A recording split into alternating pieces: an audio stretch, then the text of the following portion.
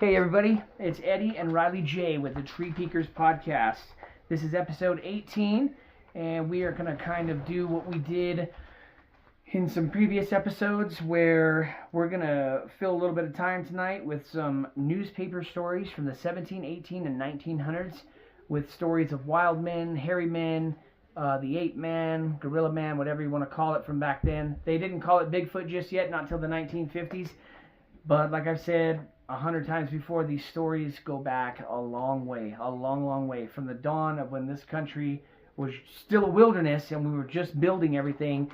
And these creatures seem to pop up a lot more even then than they do in the modern era. We still have sightings of them, but there's some crazy little stories in some of these books that you can find. So previous stories I read were from the Hoopa Project, David Paulides. He's got some great stuff in there that he dug up.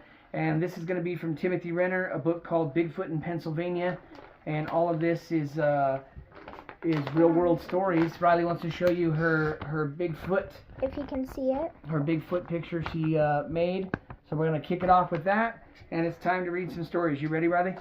First time I heard these news, my dad got this paper and said how long those newspapers were. It was a very long time ago, I thought. You mean that first book yes. that I got? Yeah. Yeah, that was the Hoopa Project. This one's different. You've never heard these stories, and we're coming in like a fastball right here. You ready, Rylie? Yes. All right, well, let's dedicate episode 18 to my mom. I love you, Mom. We miss you every day, and I hope you're listening wherever you are, okay? Because I know you'd be super excited to hear all these stories as soon as they were uploaded to YouTube. You were the first person I told, and you were always my number one fan. I miss you every day, Mom. I hope you're having a good time up there in heaven, watching all over us, watching over everybody, okay? All right, Mom, this one's for you. Let's do it. Okay, March 3rd, 1859, titled Wild People. Let's go. In Lancaster, Pennsylvania, a thing like a man, but as hairy as a bear, has been seen frequently by the people. It is very wild and very strong. It was once seen in a cow pen, sucking the cows. That's what it says. Getting some milk, I guess. So, sounds crazy, but hey, that's what it says. And when discovered, it started as if it was about to fight, then turned and fled, bounding like a deer. So I guess bouncing, or it says bounding, bounce. So the way a deer on its four hooves, will jump around. It walks upright and is supposed to be a wild man.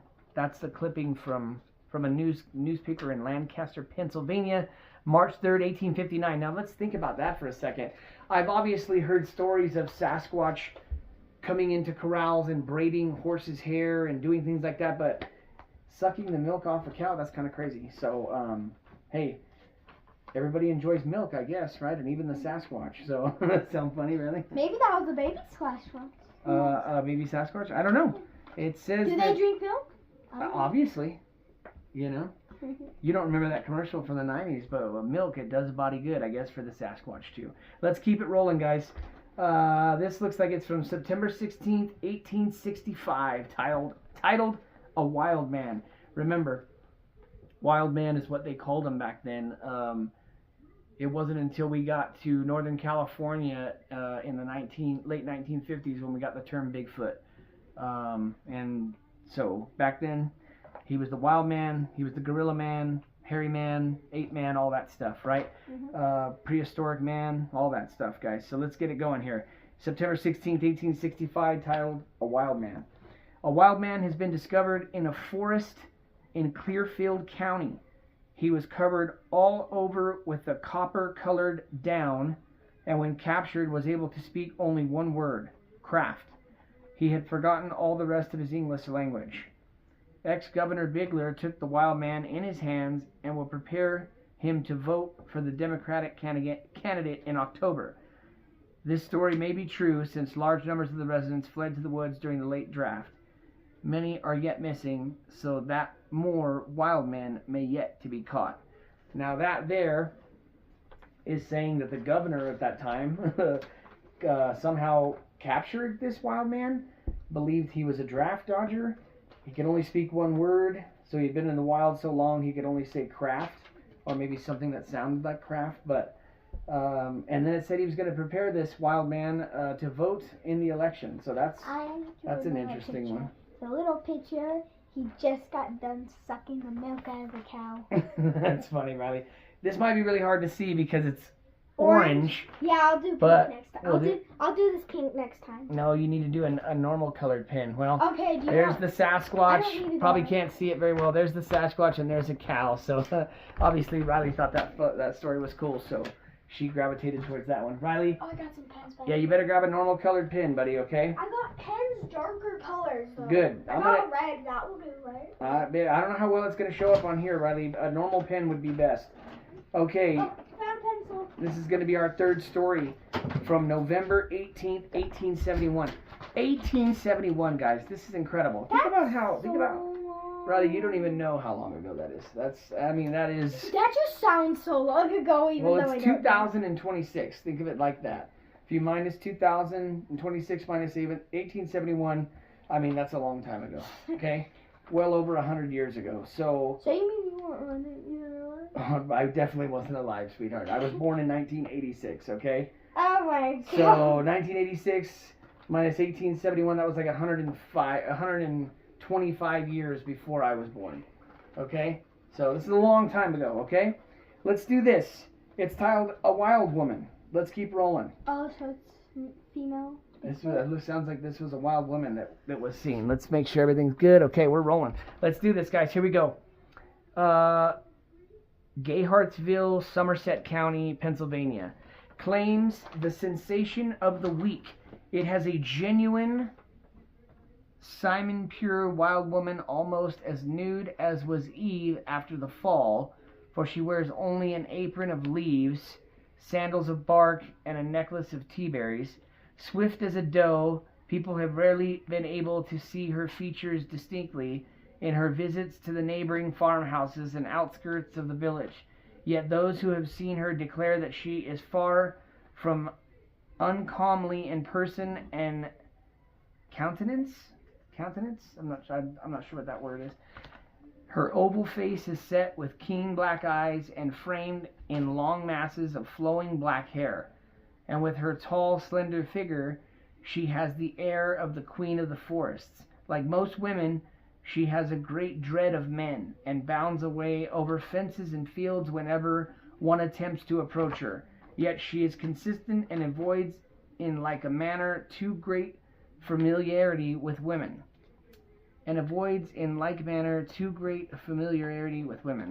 However that flows there.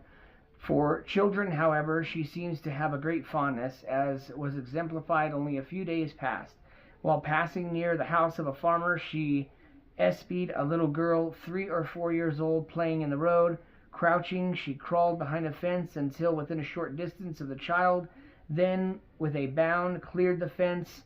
In the next moment seized the screaming little one and was away at the top of her speed. The mother, hearing the screams of her child, pursued, screaming yet more loudly. Her husband, attracted by the cries of both, hastened the chase. The wild woman, finding herself encumbered by the weight of the child, dropped it and escaped. That doesn't sound too good. I'm not sure exactly why she would be taking a 3 or 4 year old child like that. It makes me think of the missing 411 stories. The further you go down that rabbit hole, the stranger it gets about these people, how they go missing. Children, adults, but they go missing and there's no footprints, there's no evidence of where they went or how they got to where they're eventually found in these areas where they have searched many times, and then all of a sudden they show up there, their bodies show up there. You know, if something large, 7, 8, 9 feet tall, massive, picks you up and takes off with you, there's going to be no footprints. There's going to be no way that, they can track you. So that's kind of strange there. That's just me thinking and putting my opinion out there. I'm not saying that's what happens in every missing 411 instance, but you got to think sometimes what's taking these people, The latter was uninjured, meaning the child, with the exception of some scratches, which no doubt are attributable to the long nails of the strange denizen of the fields and forests. Now that's a strange story. It mentions in here how she's tall and slender, or you know what I mean? Keen black eyes. It says here, with her tall, slender figure and covered in hair. So, you know, strange. Just, I mean, just imagine that, picking up your child and taking off with it. I wouldn't be too excited if that happened to one of my kids. You know, I wanted to mention in here that there's a few times when my wife and I had taken Rylie or the kids, and over this past 10-year period that we became a family and had our children and would go out for hikes in the forest and stuff. Well, there's a couple different instances where I wanted to mention. What's up? I remember that one time when we were going to pick up pancakes, but I got that vibe when the Oh, that's right. I wasn't even going to mention that. I was going to talk about one or two other little things, but I'm going to mention that now. Yes, Rylie had to be about 4 or 5 years old, maybe. 5 or 6? Yeah, 5 or 6. 5 or 6. Right. And we had to go out towards Pagosa, Colorado to pick up some puppies for my mom and dad as a surprise for them. And as a surprise for Dad, right? My dad, for Pop. So as we were doing this, my mom, my beautiful mom, was sitting front seat with me. Rylie was in the back, and it was just me, Mom, and Rylie who went.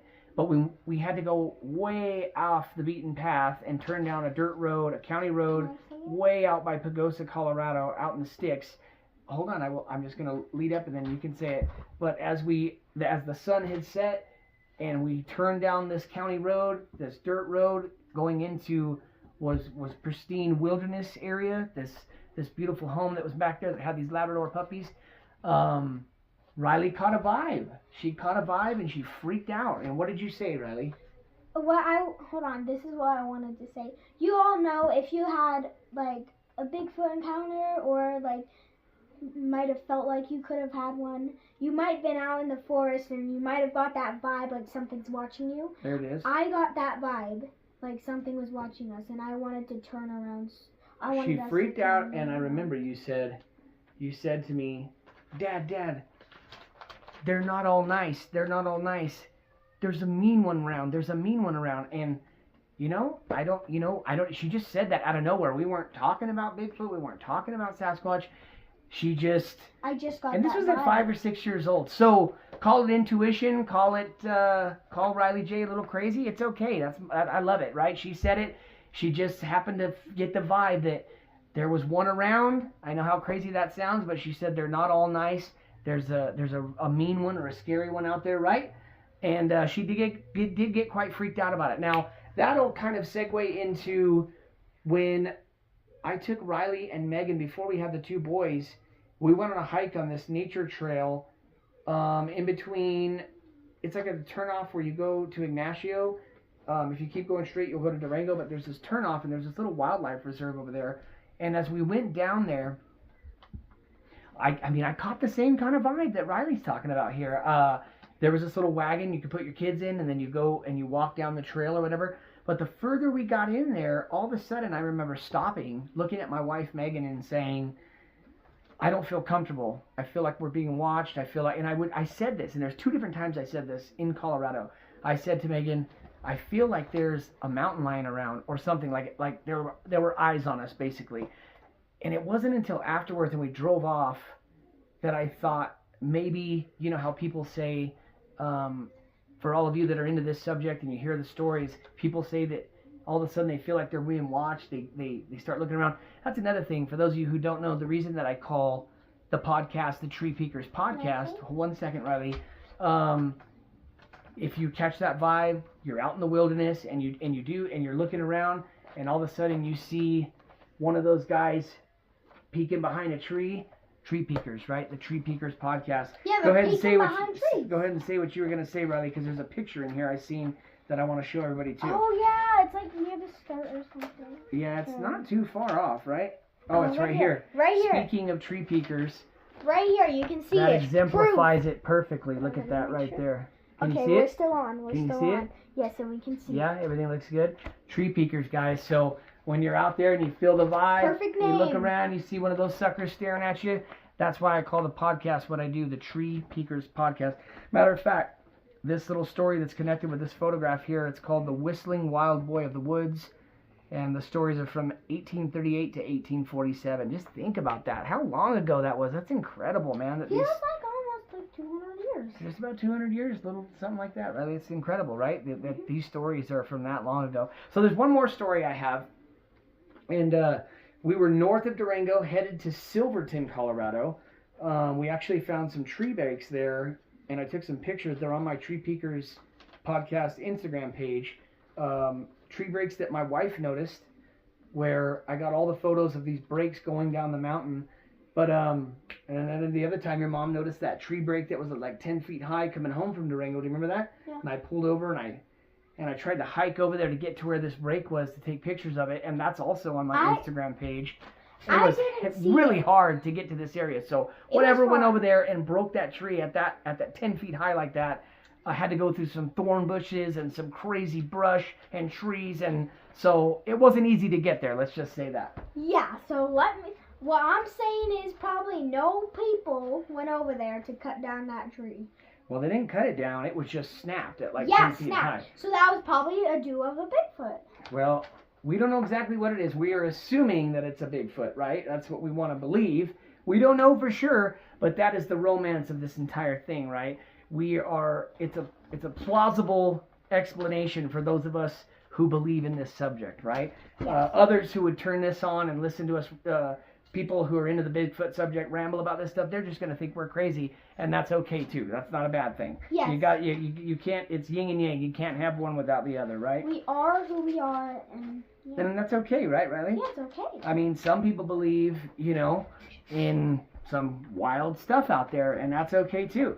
I don't knock anybody for believing what they believe, so let us enjoy our Sasquatch stories, right, Rylie?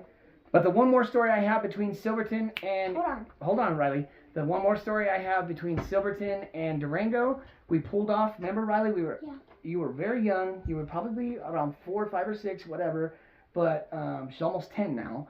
So do you remember? It was the trains, where the train yard was. Oh, and we were hanging out there, and then we went for that hike up the little hill there. Yeah. And I mean, I forget the name of the national forest that we were in. I know the Carson is the next one. I'm trying to think of what it is behind Durango there.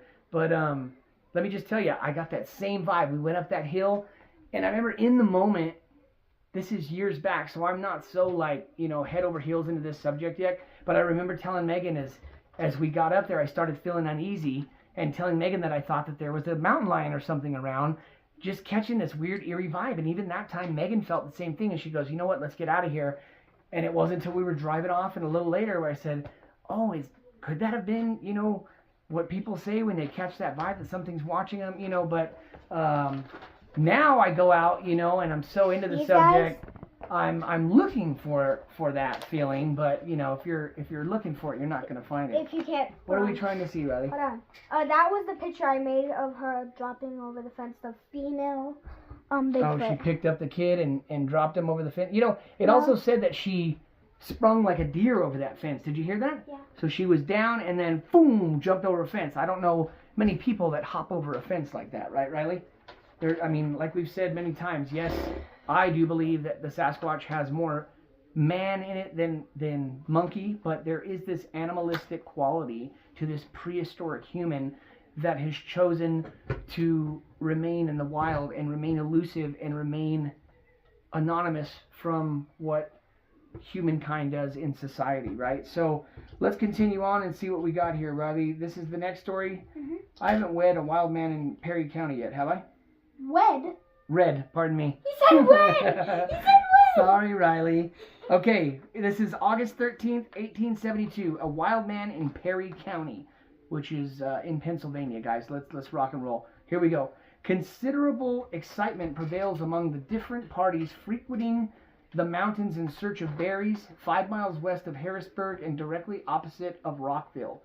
Not long since John Quincy Adams of the latter place, while at his leisure, was in pursuit of berries, and having wandered a considerable distance into the mountains, became terribly alarmed at the appearance of a man supposed to be perfectly wild, and going about in a condition that, according to description, would be sufficient to put flight to the boldest backwoodsman, meaning that they would terrify even the strongest of mountain men, is what this says.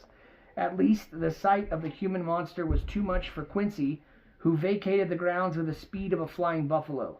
He never venturing to cast a look behind, but leaping the smaller bushes, dodging overhanging trees, losing his hat and relieving himself of his bucket, he very rapidly increased the distance twixt him and his starting point, with the dreaded terror a considerable way in the rear, and bellowing out his wild yells of triumph, but losing ground in the pursuit by the remarkably rapid strides of the venerable Quincy, not the Quincy that formerly sat on the presidential stool, however. He soon found himself in sight of the cozy little village where, in an elderly lady's mansion, he might find relief, and, as was necessary, a camphor stimulant. Camphor, maybe meaning like an adult beverage or something. He has not been to gather berries since. Obviously, this freaked him out. So, and you hear that a lot with hunters, hikers. People won't go back into the wilderness after they have a sighting like this because it terrifies them. It freaks them out. What's up, Rylie?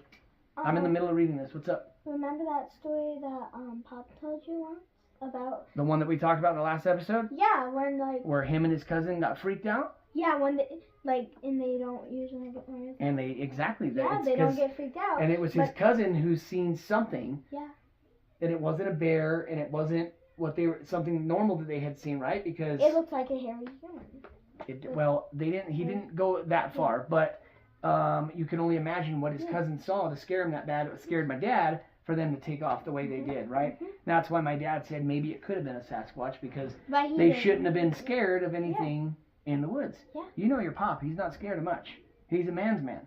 So whatever freaked him and his cousin out that day had to be something out of the ordinary, right? Yes. All right, let's continue on with this story from August 13th, 1872. Just think about that, guys. I mean, it's incredible. Here we go.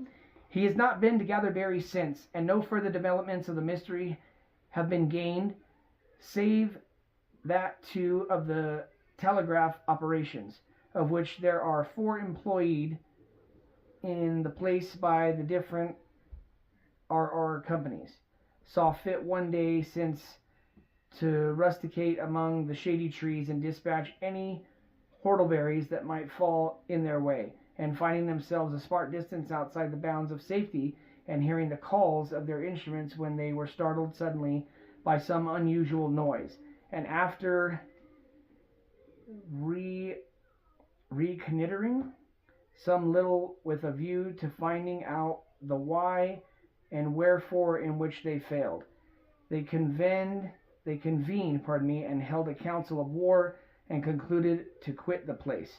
Now, some of that is even hard to read, right? It is how they spoke 150 years ago or so, you know. So there's some good writing in there from a skilled and learned man, let's say, or woman.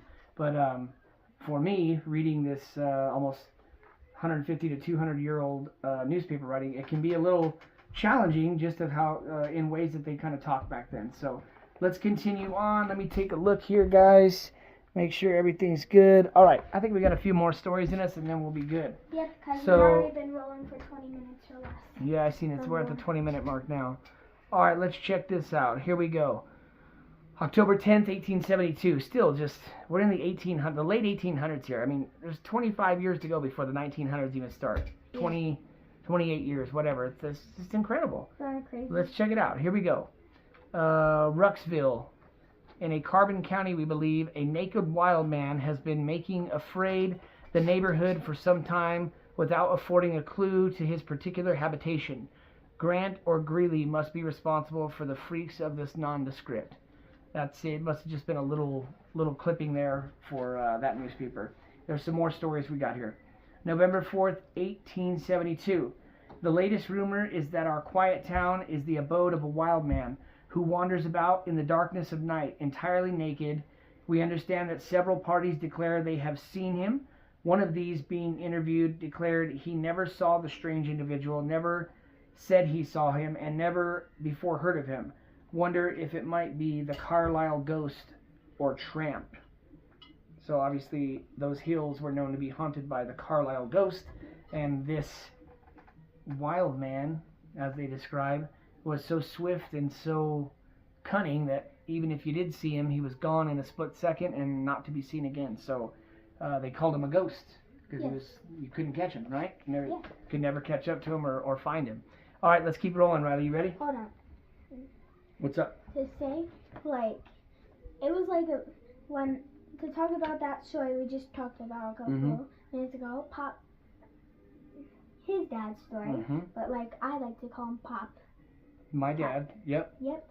His story, his cousin, it's like a standing up bear, but it's not. I don't know how he's seen it, but it really freaked him out. It scared him so bad, they took off running instead of like it was taking their rifles and shooting at it. They hauled butt. Yeah. So like, if they tried shooting at it, it's gonna attack. Well, yes and no. I mean, when you hear about Sasquatch being shot at, sometimes the bullets don't even faze them. Yeah. So like. I think and that reminds me that some of the North American Native American Indian tribes called them the Stone Men because none of their bow and arrows, Rylie, or their spears or anything, bullets, nothing penetrated what was like their bodily armor, right?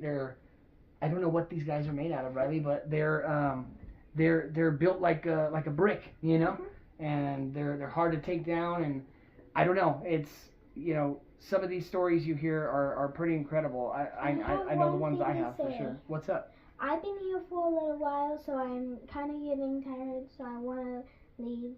So, see you guys later. Okay. All right, Rylie. Thanks for hanging. I love you. Love you too. Okay, I'll see you in a bit. All right, I got a few more stories, and then we'll call it. This is going to be a short one tonight, guys, but I figured we could share in some of these old school newspaper write-ups from Timothy Renner's Bigfoot in Pennsylvania. Here we go. December 10th, 1872. It is reported that a ghost made its appearance in the shape of a wild man in Bottstown on Friday night last. He has created quite an excitement among some of the more superstitious citizens of that place. So, their word for ghost here is spook. So to me that means ghost, right? And has created quite an excitement among some of the more superstitious citizens. So even then in 1872, you had superstitious men and women, right? Maybe someone would refer to me as superstitious, right? Believing in all this wild stuff. But I think that's cool, right? Could you imagine in 1872 when you had lanterns and candles in your house, no electricity or anything? You imagine having a sighting like this and going back in a small little farm or village. I mean, it would be completely terrifying. It would be incredible, really. And especially if you were superstitious, who knows what you thought you'd just seen, Let's do this. January 6th, 1873. A prevailing superstition among the Dutch is that of the hairy man, the wild man of the mountains, a being without other clothing than hirsute abundance, who climbs lofty trees, afflicts children and livestock meaning, and defies pursuit and capture. There it is again. Defies pursuit or capture. Even then, you couldn't capture them. You couldn't get even close to them. Only last week, this ancient adventurer was reported in the reading papers as have been seen on Welsh Mountain, and the sagacious editor,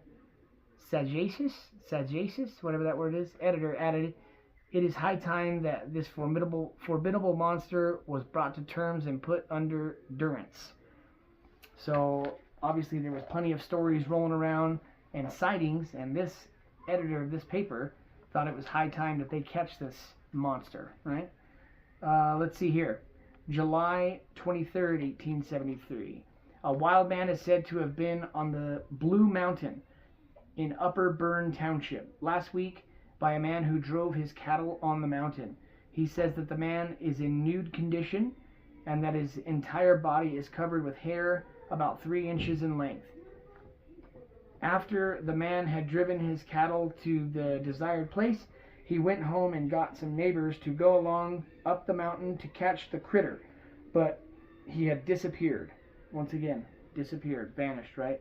And their search was unsuccessful. Some think that the whole thing is a hoax, while others think otherwise. That's a pretty profound little sentence there. Let's just read that again. Some think that the whole thing is a hoax, while others think otherwise. Even in the modern era, in today's world, 2026 is the year that we are in now. Half think it's a hoax, the other half believe it's real. And then when you get to the half that believe it's real, you can divide that half in to the superstitious side of the Bigfoot community, who believe that there's more to it than just being an ape. And then you have the other part of that half that believe it is ape man, part monkey, whatever you want to say, right?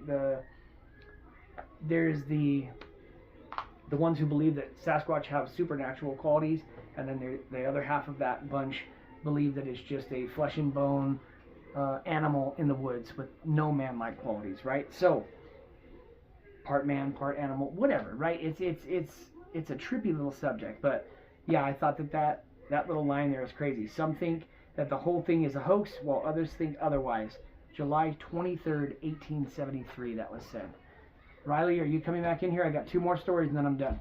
Okay. Okay? Just a little sign. Don't know if I spelled anything right. Okay. What does this say? Okay, fine. I'll take it out. Okay, thank you, Rylie. August 11th, 1874. A wild man, a sensation of a new order, is now exciting the people of Hanover, York County. A wild man has been seen in Sager's Woods on several occasions by individuals who are willing to take an oath to the fact.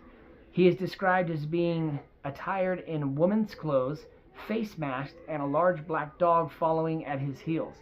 The neighborhood is greatly excited at the appearance of the strange-looking object, and the young men are about forming themselves into a band for the purpose of capturing him.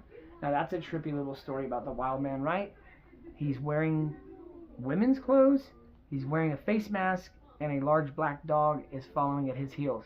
Kind of trippy. You don't really ever hear that Sasquatch, or the wild man in this case, has a canine at his heels following him. But if there is this man-like quality to them, and they are prehistoric human being, you can bet that, maybe they befriend canine, the wolves or whatever that is out there with them. Who knows?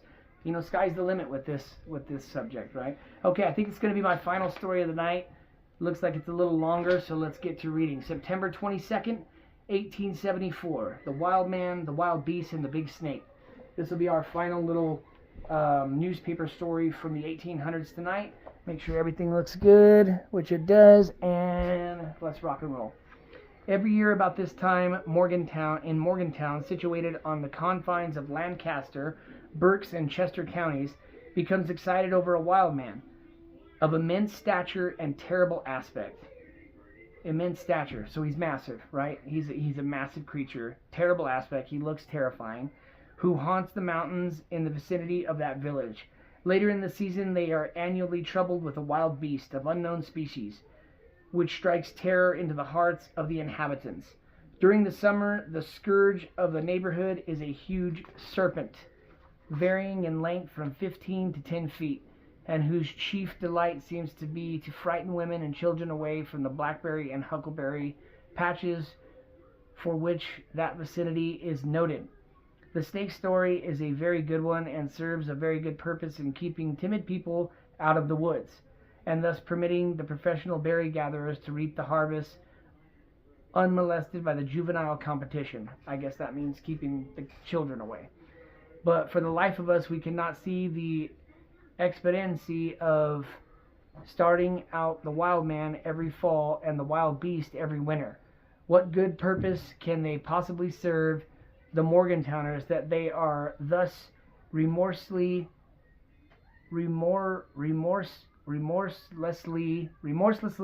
compelled to walk along the ragged edge of the ridge all the way from Adamstown to Parksburg? And yet the wild man has been already trouted out. He is, according to the statements of those who have seen him, nearly 7 feet high and weighs over 250 pounds. He walks generally on all fours, is almost covered with hair, gives unearthly yells, and makes all kinds of gestures. His hands and feet are double the size of an ordinary man's, and he presents an altogether horrible appearance. He approaches the cabins of the settlers in the mountains, carries off their pigs and sheep, and with a demonic laugh disappears in the dense forests. The brave spirits of the neighborhood go gunning for him, but whenever they come in sight of the monster, it just gives a yell and they jump. And before the hunters have time to pull the trigger, he is gone. Sounds like a Sasquatch story. Almost done here. Now of what use to the Morgantowners is the wild man? They certainly do not trot him out for nothing. They must have an object in view, but what it is, we are at a loss to determine. Won't somebody enlighten us as to the use of this monster, as also to the use of their wild beast of the unknown species which haunts the forest every winter? Since the above was written, intelligence reaches us that the beast is already on its travels. It has put in appearance near Parksburg, has been seen by several persons, none of whom can describe its appearance or the unearthly tones of its voice. It is simply terrible and of ferocious aspect. We wait with much interest in its appearance at Morgantown. Okay, and I got a little one here from September 24th, 1874. The Berks County wild man who haunts the mountain in the neighborhood of Swatara Gap has been seen again. He is said to be over 7 feet high, with his face and body covered with hair, walks on his hands and feet like a beast, and jumps 10 feet at a time with apparent ease. Jumps 10 feet at a time with apparent ease. Some of your readers, speaking of the wild man and other things of which I have written, can ask, can these things be? I reply, they be. So I think that'll be it for tonight. Riley, what are you doing back in here? What's up? I have one thing to show. Okay, well, I'm almost done here, baby, so you better hurry. Okay, just want to let everybody know these stories tonight from the 1800s came from the Reading Times in Reading, Pennsylvania, the York Daily from York, Pennsylvania in the 1870s, the Pittston Gazette of Pittston, Pennsylvania in the 1870s, the Huntington Journal from Huntington, Pennsylvania, the Harrisburg Telegraph. Here we got a story right here from the Harrisburg Telegraph. It's in quotations. It says, the Harrisburg Telegraph, November 18th, 1871, a somewhat rare wild woman story. Besides her strange dress, note how easily she leaps over fences. This is mentioned twice in the article.